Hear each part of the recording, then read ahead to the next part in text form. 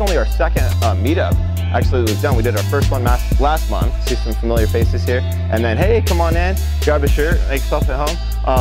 And so we'll continue to do this monthly, and it's really just, there's no pitch. Somebody sent me an email. I got a similar email last month, you know, hey, are you selling anything? Is there like whatever, is it a course, is it whatever? And it's like, no, hey, how's it going? Come on in.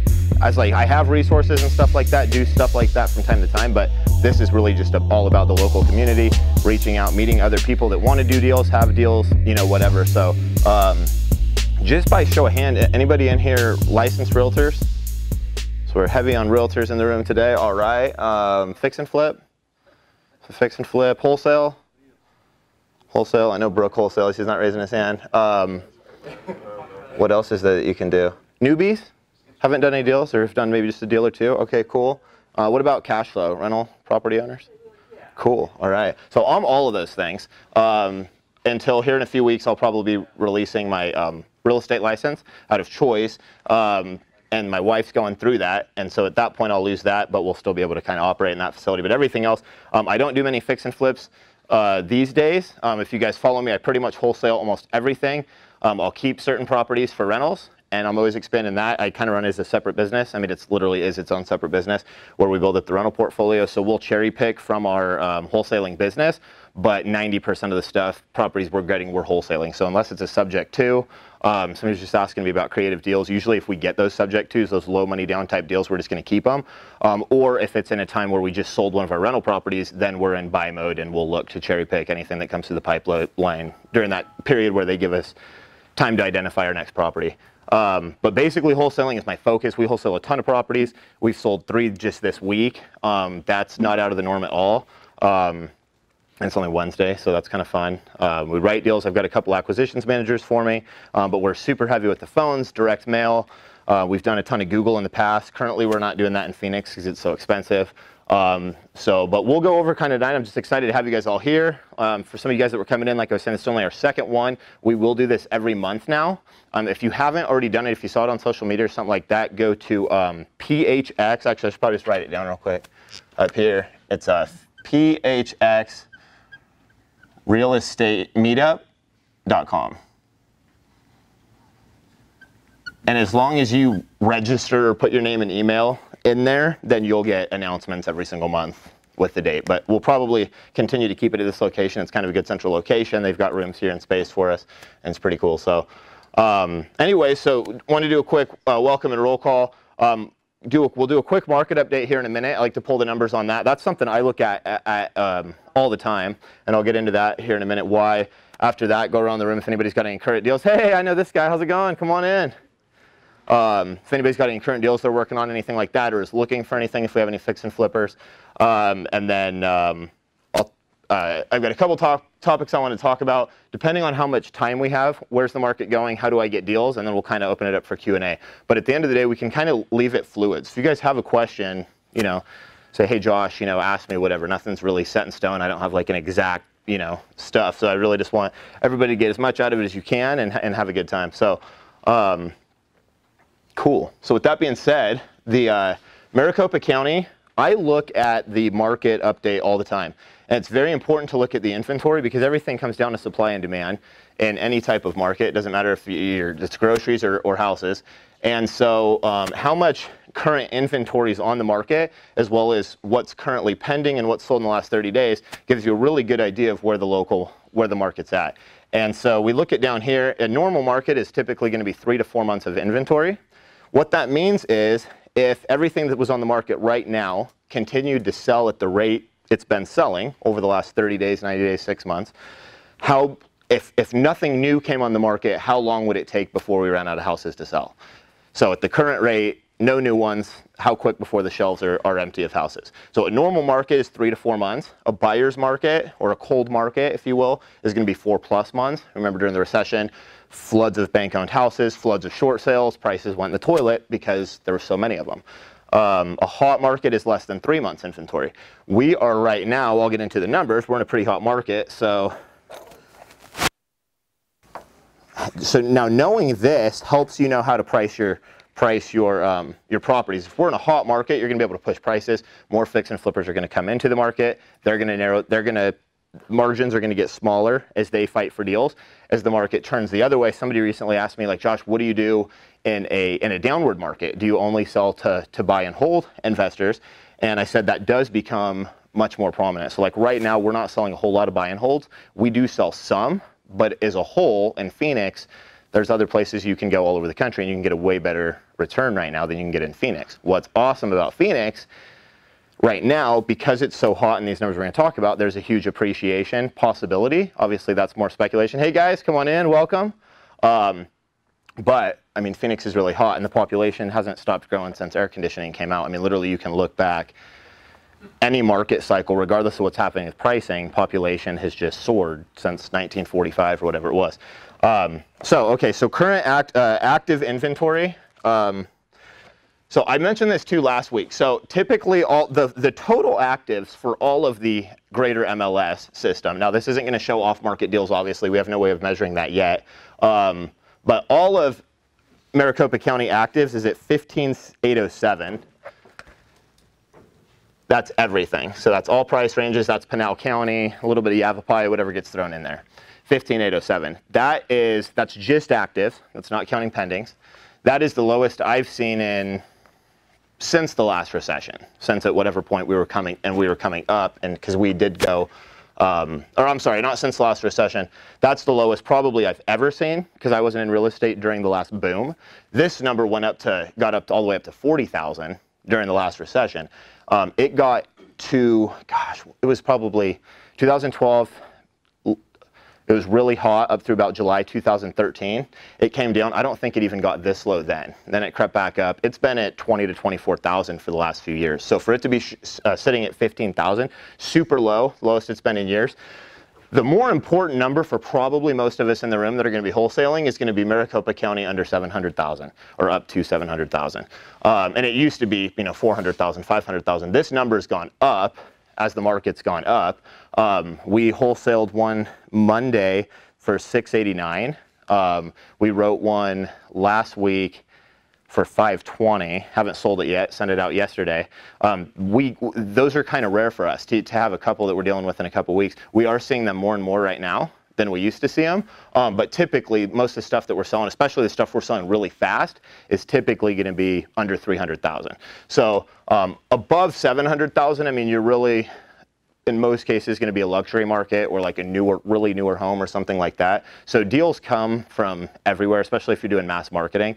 Like we typically avoid people that bought 2005 to 2007 because even if they're free and clear, have tons of equity, in a lot of those cases, we still can't pay them, at least with a wholesale offer, what they paid retail back at the height of the market. So even though the response rate's really good with some of those lists, the closing rate is really low, and so we don't typically market to that.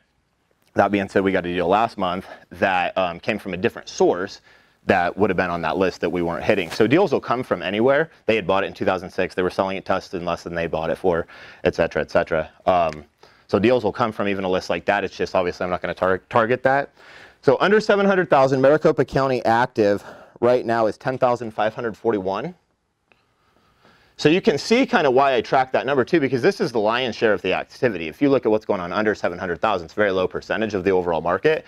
So even if you were just doing retail, unless you were doing luxury stuff, that's a very important number to watch, unless you're obviously like in Wickenburg or Whitman or down in Pinal County or something like that.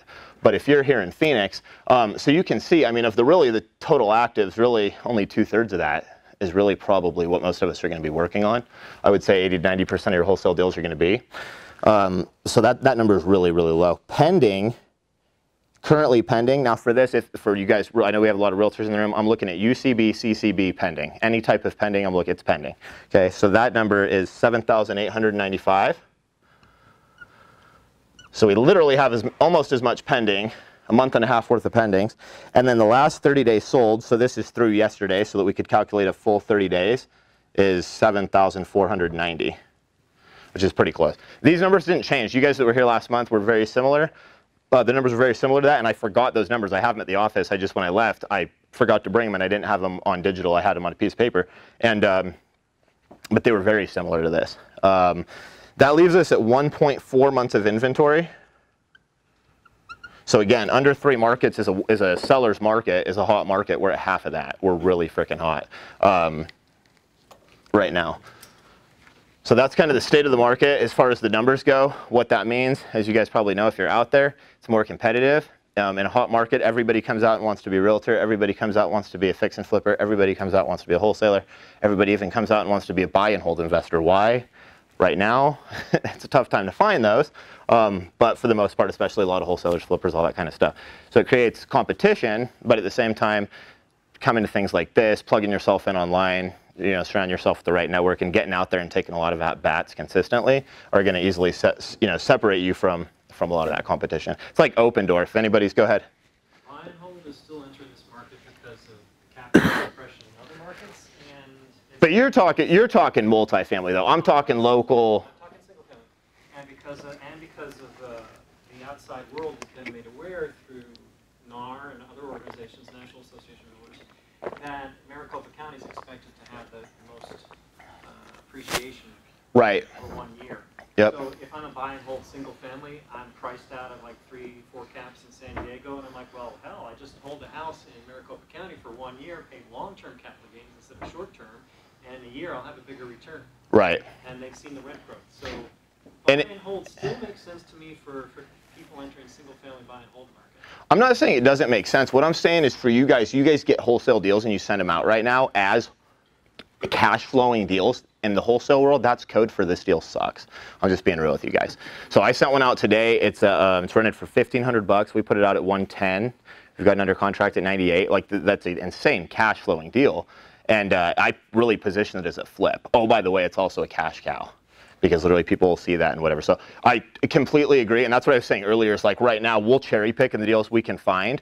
I still like Phoenix, even though I can go to a lot of places, Tennessee, Indianapolis, you know, all over the country, buy houses for way cheaper, get close to the same rent, so way better cash flow, but I lose out on that appreciation growth like he was talking about, which is insane right now in Phoenix. And to his point, you got people looking in Portland, Seattle, San Fran, Southern California, to all those people, they look at Phoenix right now and they're like, holy smokes, this is cheap. So cool. So that's kind of the market. So it's going to be more competitive with sellers. With buyers, we're seeing stuff go for you know the price. Like I was saying, the wholesalers or the fix and flippers margins are getting smaller. They're bidding up. We're seeing properties, especially the cheaper. You know, the cheaper the better. The hotter it's going to be.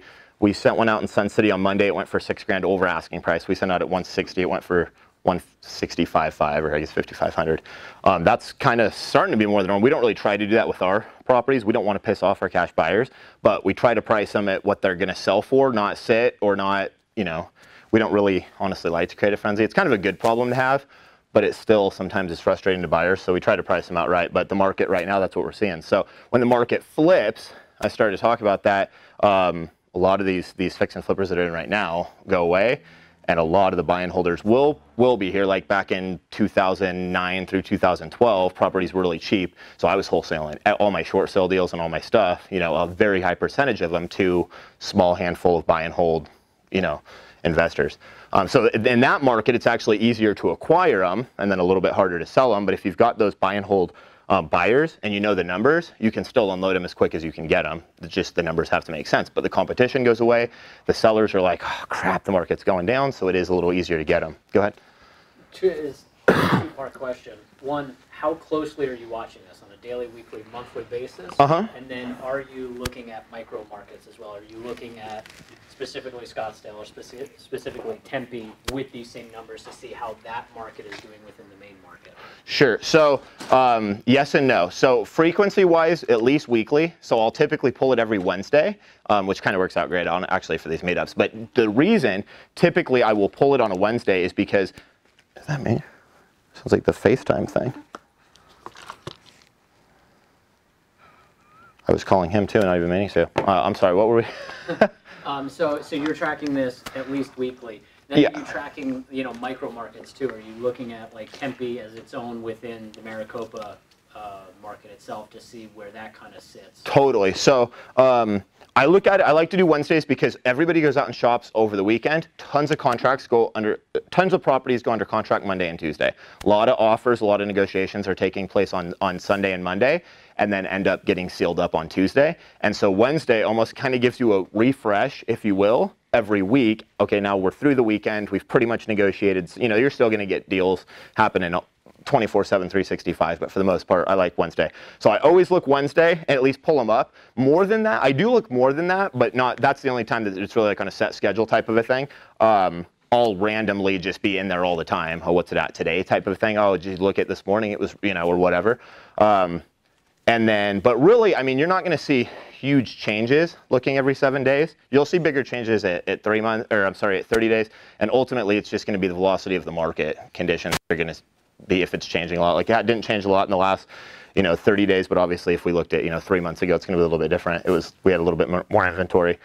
As far as specific geographical locations, I pretty much stay Maricopa County under 700,000. Like that is what I typically look at. I do probably see this number more just because it's really quick. As soon as you log in, quick search, tap active, and it gives you that number. This, you got to go down county code, Maricopa, price up to 700,000. But as far as sub-segments, the way I monitor that, I don't run these numbers by city or code or anything like that. But Michael Orr, who Arizona School of Real Estate, who runs the Cromford Report, one of the most brilliant economic minds I've ever come across, professors anywhere.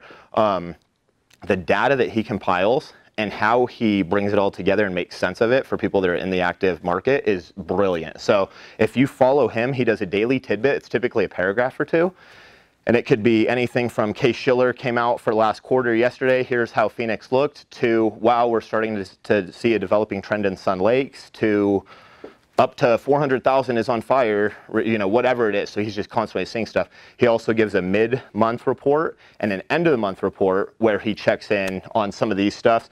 And then so he'll be like, okay, we're at price per square foot here. This is where we were last month. This is what we forecast for the next 30 days. And then one of the things I love he does, it's usually in his daily tidbit, and he'll do it, I would say, about once a week, is he gives a Cromford index, which measures the supply and demand, and at the site, it'll tell you all how he breaks it down, but he does it by Tempe, Scottsdale, and he kind of breaks it down that way. So I'm constantly seeing that. So I look at this at least weekly, and then I look at the Cromford report that or more too. I don't look at it like every day, honestly. Sometimes I'll get busy, but if I haven't seen it for a few days, when I pull it up, I'll read the last few days because they're literally like quick. Like it's kind of like a, you know, decent sized Facebook post, not like 2 pages or 3 pages or anything like that. So it's really easy to stay on top of everything, and he does a good job of the most important, the key stats, the key stuff that's going on. So just by watching that and following him gives you a really good read. Okay. What is the name? That's Cromford Report. So C-R-O-M-F-O-R-D, Cromford Report. His name's Michael Orr. He runs the School of Real Estate for ASU. From England, really smart guy, really nice guy. And I think it's cheap. I want to say it's like $30 a month or a couple $100 for the year or whatever. And I believe you may have to be an agent to subscribe to it, but part of it you might not. So you can go to the cromfordreport.com either way and look into it. Cool. So current deals, does anybody in the room, does anybody have any deals that they're working on? Any leads that they need help with? Any deals they have under contract they need help getting sold? Just anything about deals that I could help with real quick, or anybody in the room might be able to help with.